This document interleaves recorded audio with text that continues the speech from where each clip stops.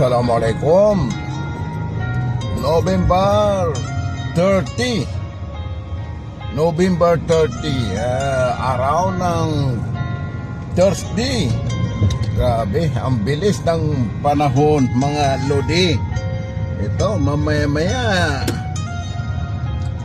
2024. Grabe. Magsalamin tayo kasi nakakasilaw ang araw. Ang bilis ng takbo ng panahon, mga lodi. Ito, karugtong pa ito ng araw natin video. November, ano ba ito? 30, araw ng Thursday. Bukas, Friday na naman, mga idol.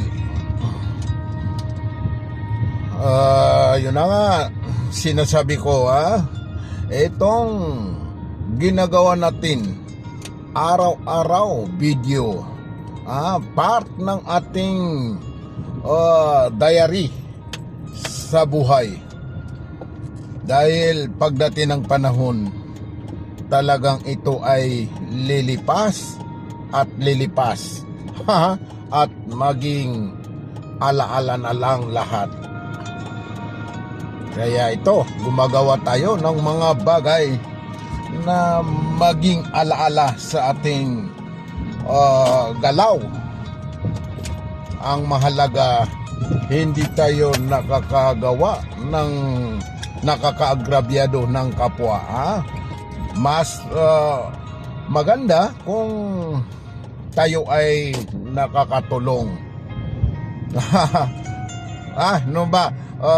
Maski hindi ka nakakatulong sa kapwa, huwag ka lang makagawa ng ikasisira ng kapwa. Yun ang ibig ko sabihin. Pero mas maganda kung ikay nakakatulong. Ito, paulit-ulit na ito.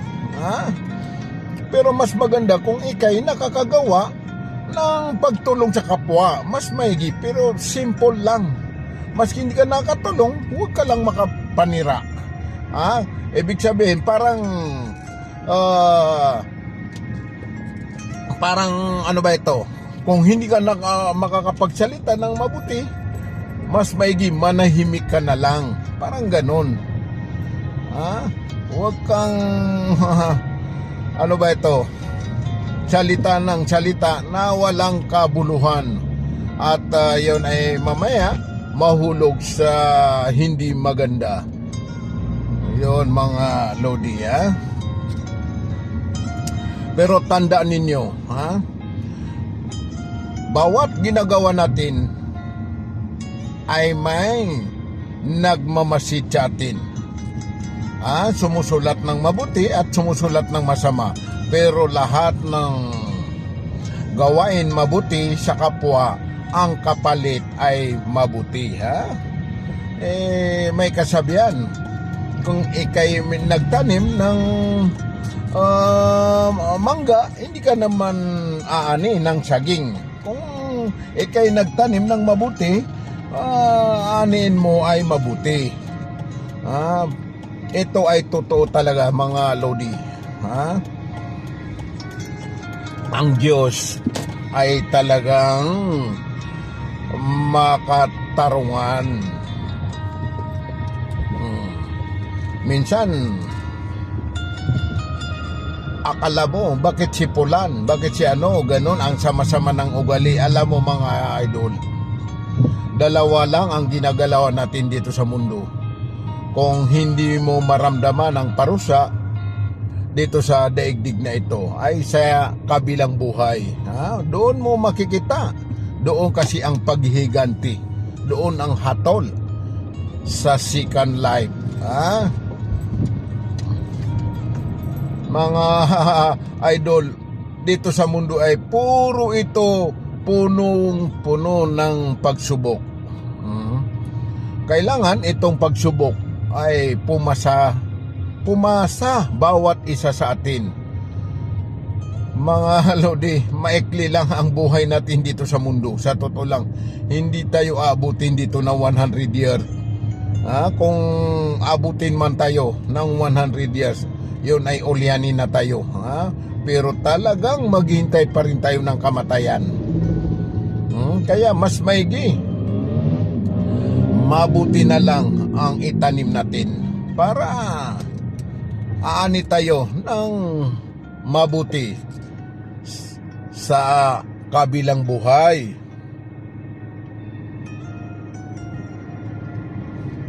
Ito mga lodi, ha? Minsan kasi may kasabihan ang masamang damo daw ay mahirap mamatay. Huwag tayo ganon. Huwag natin isipin na tayo ay maging masama na lang kasi mas matibay tayo. No. Alalanin ninyo mga idol, yung mga taong mga nauna sa atin, mga taong nagmalabis, nasaan sila, ha? May mga tao na pumatay ng daan-daan libo, may mga tao na tausan ang pinatay, ha? Pero nasaan sila ngayon? Yung mga historical na mga nagmalabis dito sa daigdig na ito, pero wala, nasa kabilang buhay na sila, ha?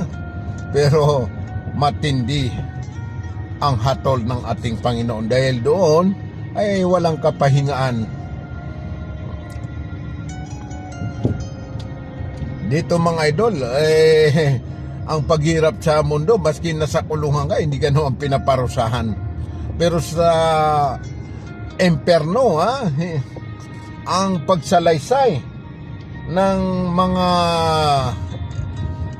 may kaalaman sa Quran o maski sa Biblia, ang imperno daw ay walang kapahingaan, maski isang segundo walang kaginawahan. Yung iba ay parang dinadaan lang nila sa joke ang imperno. Mga lodi, talaga wag natin biruin ang imperno dahil yan ay talagang matindi, yan ang pinakamalas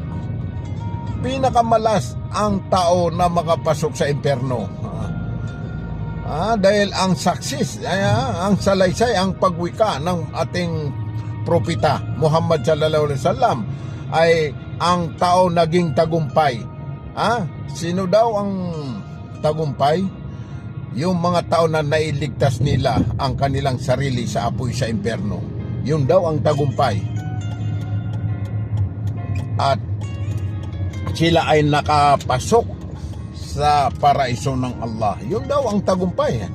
Ayon sa ating propeta, hindi tagumpay yung nakita mo na nakapatayo na 100 floor na building. Hindi yan ang tagumpay kung ang pasok mo naman ay imperno.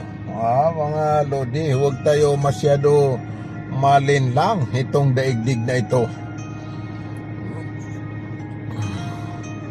Ito, dumating na tayo sa Royal Tennis Court, mga idol. Ito, nasa gate tayo. 7:55 November 30, 2023, araw ng Thursday. Grabe, saglit lang 2023 na, 24.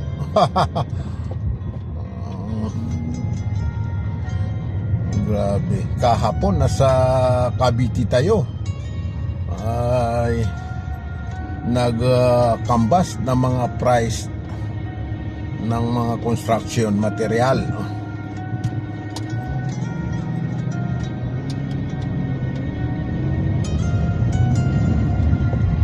Ito, nandito tayo sa tennis court.